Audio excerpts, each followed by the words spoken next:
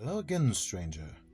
Today we delve back into the supernatural deep end of the British Crown, a mist-ridden realm where history and folklore intertwine in dark corridors.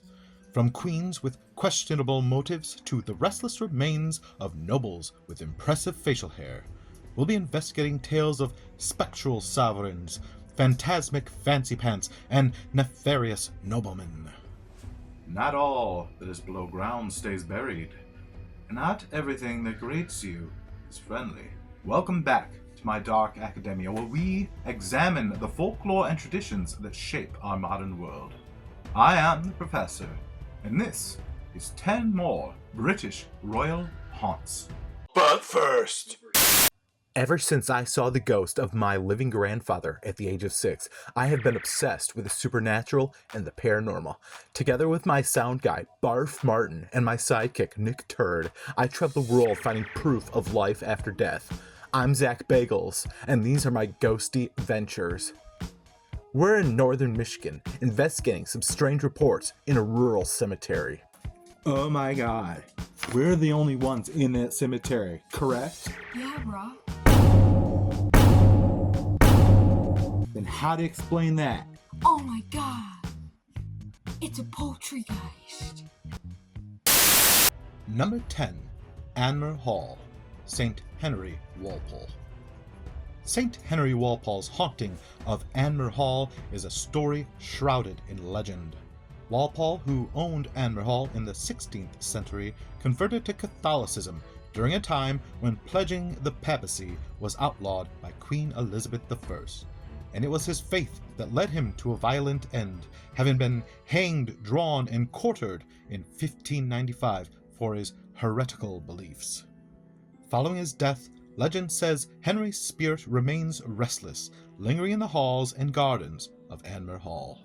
His ghost is said to be most active during the Norfolk winds, when his mournful cries can be heard echoing throughout the estate, because there is no way that any strange noises during the windy season could at all be just the wind.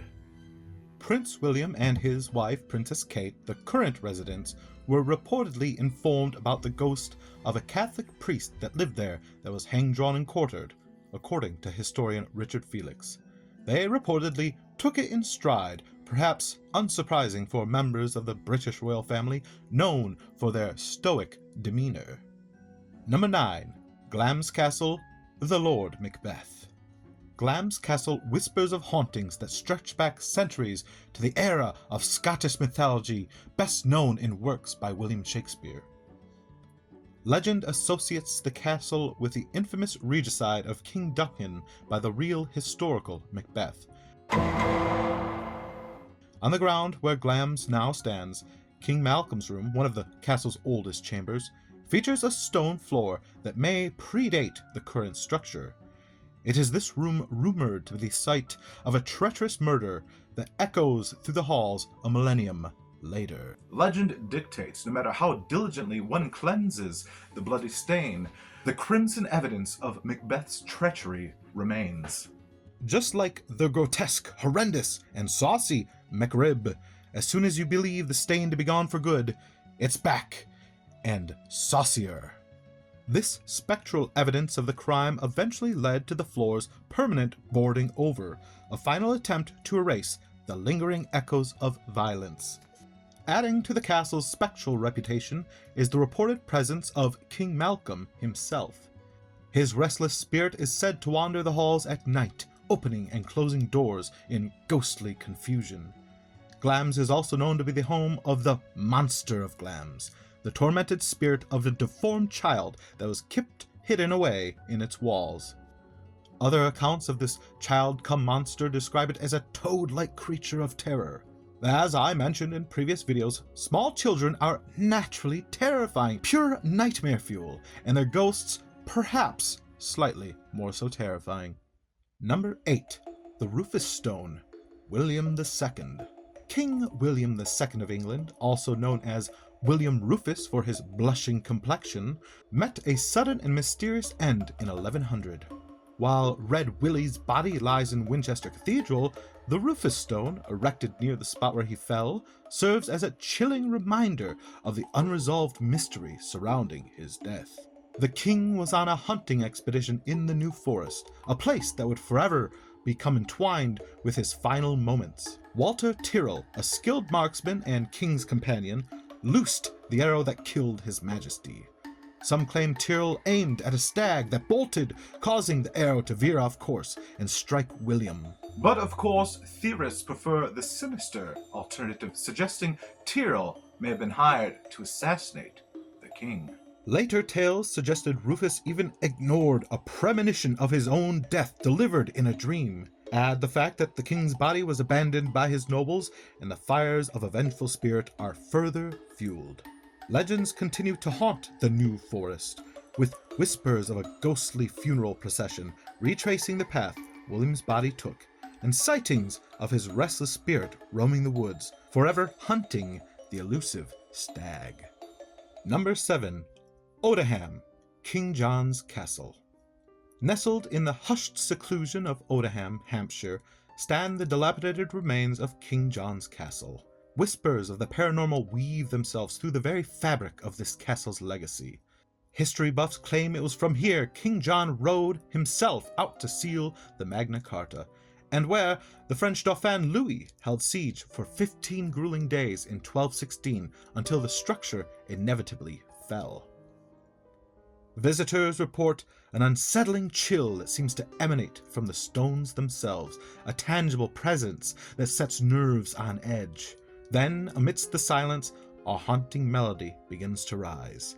It's a spectral song melancholically performed by a long-forgotten minstrel on an unseen lute.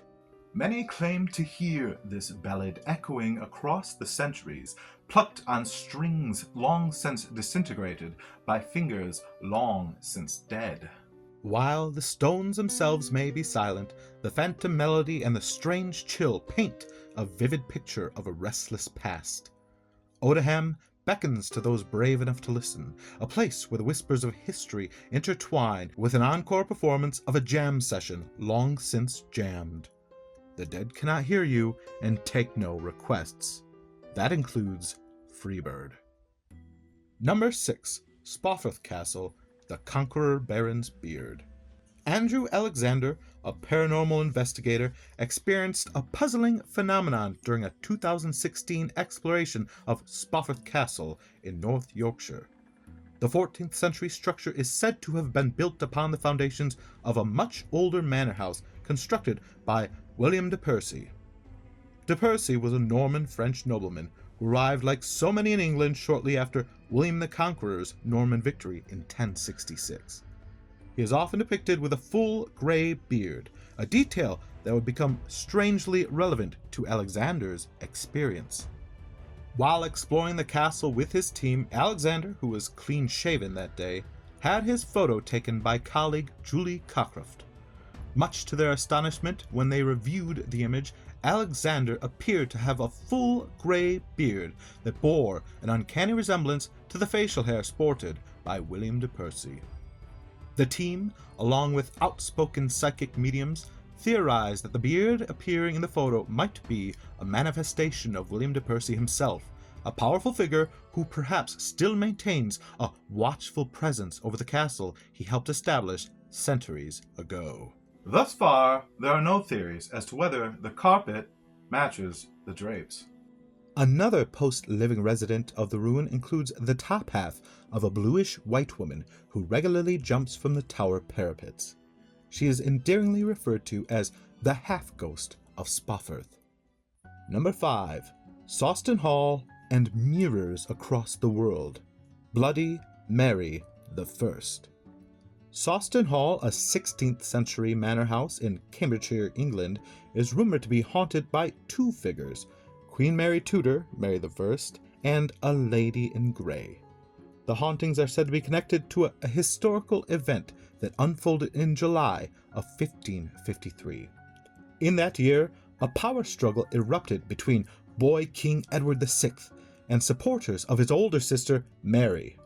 Mary, daughter to Henry VIII and his first wife Catherine, was forced into hiding. On the night of 7th June, the Huddleston family, residents of Sawston Hall, offered Mary refuge. By dawn, Northumberland's men arrived, prompting Mary's escape disguised as a milkmaid. In retaliation, the house was burned.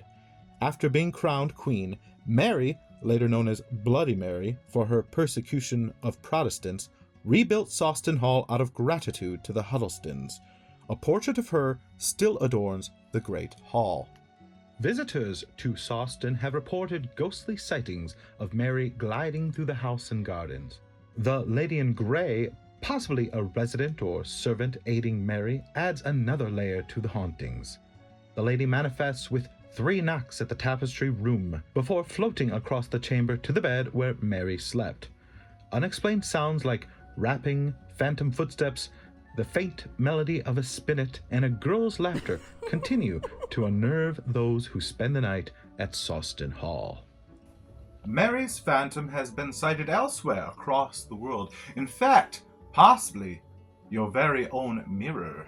The mirror game Bloody Mary has captivated teenagers for decades, since at least the early 1970s. The well-known ritual involves chanting the name Bloody Mary in a darkened washroom while gazing into a mirror, supposedly summoning a vengeful spirit. Variations include the summon entity inflicting harm, or revealing the participant's future spouse, or forecasting the date and circumstance of their death. Notably, the game's popularity predates the internet, having relied on word-of-mouth folklore transmission through friend-of-a-friend storytelling, often targeting young girls. The true identity of the figure summoned in these rituals remains debated, with some speculating it could be the ghost of the long-deceased English queen. Some suggest her phantom figure insists you carry her 40-pound stillborn child, a reference to her inability to produce a Tudor heir. If you drop the child, you die. A similar tradition requires participants chant the name Kerwin Frost 3 times into a mirror, to which the DJ and street art iconoclast delivers you free McNuggets. That's 2 McDonald's references in this video so far. The professor is hungry. Number 4. Throughout Scotland, Mary, Queen of Scots. We move from one Mary to another, from the English Queen to the Scottish version, and the arch-rival to the first Mary's younger sister Elizabeth. Born in 1542 at Linlithgow Palace, not to be confused with John Lithgow Palace, Princess Mary became Queen of Scotland just 6 days after her birth. Her execution in 1587 at Fotheringhay Castle in England marked the culmination of a tumultuous life, and cemented her place as a national heroine in Scotland. Scotland boasts numerous castles and stately homes said to be haunted by Mary's spirit. Mary's ghost is reported to appear at Hermitage Castle in the Border region, despite her only having visited for a few hours during her lifetime.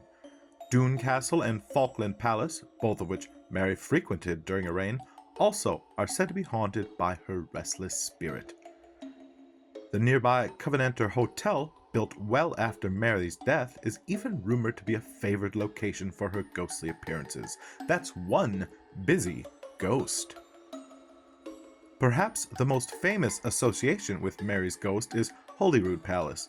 Here, the restless spirit of David Rizzio, Mary's murdered secretary, who had mad skibbity riz bruh, is said to roam the halls. His bloodstain is said to reappear on the floorboards where he was slain, no matter how many times they are replaced, not unlike the Macbeth portion previously stated. Unexplained noises and wailing are also reported to emanate from the palace, testaments to the enduring legacy of Scottish Mary and those touched by her tragic life. Number 3. Culloden Moor, the Bonnie Prince and his army. And yes, I would like to apologize for my mispronunciation in a previous video. An American person I know has that as their last name, of which they pronounce Culloden. Steeped in history and rumored to be haunted by the restless dead, Culloden Moor stands as a chilling reminder of Scotland's tumultuous past. The moor itself witnessed the demise of the Jacobite Rebellion in 1746, a brutal battle that claimed nearly 1,500 lives in less than an hour. Locals claim the echoes of that fateful day linger still, with reports of phantom gunfire, clashing steel, and wailing cries echoing the desolate landscape, especially on anniversary days of the battle. A solitary Jacobite soldier, cloaked in his clan tartan, is said to roam the battlefield, aimlessly mumbling a single word, defeated, as if reliving his crushing loss.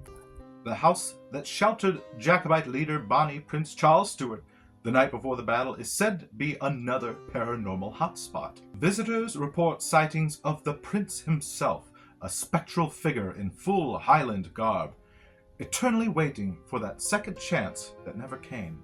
But Culloden is not haunted by a single restless soul. One guest to the moor witnessed a strange mist behaving irrationally and even caught it on video. The thick mist rolled in with surprising speed, as the guest reported, like a man sprinting across the moor. Peculiarly, the mist seemed to mirror the actions of the Jacobite line, following the path marked by blue flags and clan markers. Those familiar with the battlefield recognized the path's significance. Instead of continuing its steady climb, the mist suddenly charged diagonally across the battlefield, mirroring the exact path the Jacobite forces had taken during the battle. The onlookers stood transfixed, witnessing what appeared to be a spectral army charging across the very ground where their ancestors had fallen. I will leave a link in the description for the video documenting this indescribable occurrence. Diana Gabaldon, author of the Outlander series, claims to have felt the presence of the fallen soldiers while visiting the battlefield. The eerie silence, devoid of birdsong, according to local lore, adds another layer of unease to the atmosphere. Whether that lack of birdsong is a quirk of nature or a chilling testament to the departed's lingering presence is a question unanswered, at least by the living.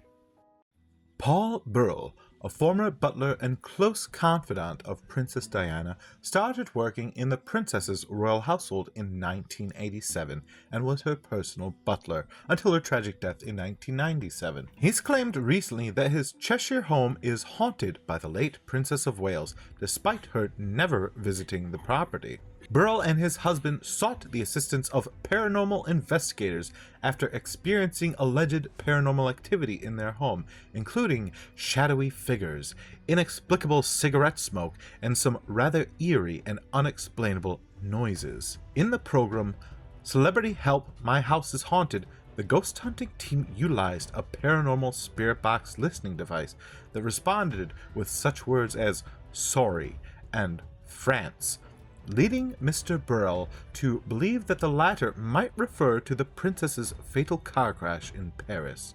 As reported by the Mirror, the former royal butler stated, "I don't understand why it would say France, other than the fact that the princess died in France, and the fact I went to France to bring her home." Despite Diana never having actually visited the property, it does hold several royal connections. The previous owner of the Mock Tudor estate was Timothy John Edward Talmash, the 5th Baron Talmash and a close friend of Queen Elizabeth II, who the Queen visited the property shortly after the Windsor Castle fire in November 1992. And speaking of Windsor Castle, number 1, the Palace of Windsor, Elizabeth II. A visitor to Windsor claims photographic evidence of Queen Elizabeth II's possible ghostly presence within the historic residence. The visitor captured photographs of the royal residence, several of which contained a blurred figure moving across the frame.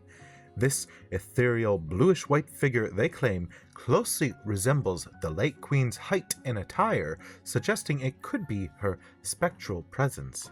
"I'm not a believer in anything beyond the grave, but I don't think there's any arguing with these images," the royal fan told RadarOnline.com. "I am fully aware people will say this could be a trick of the lens or a light flash or whatever, but I've looked into it, and it's highly unlikely the form in my image is any of that. It's clearly the Queen's spirit, and she looks so unsettled. You can tell by the expression on her face. She looks like she's in limbo and lost."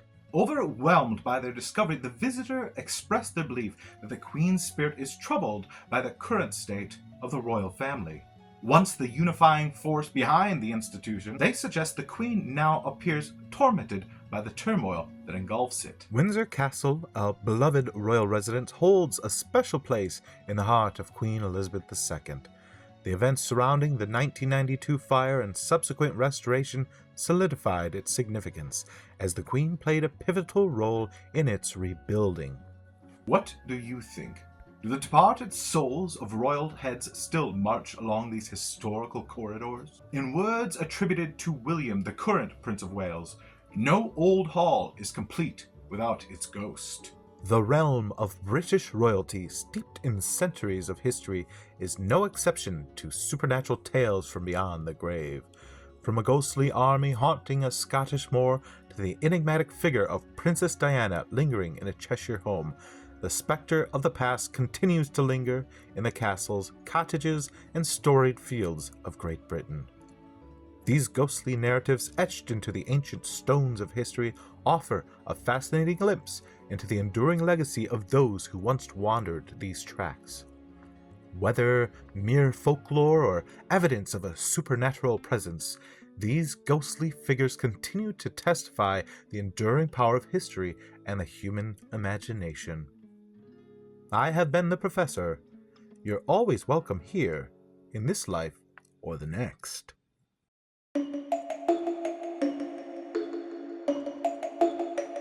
What do you think? Do the departed royal heads still linger along the corridors of Mordor? I don't know what just happened there.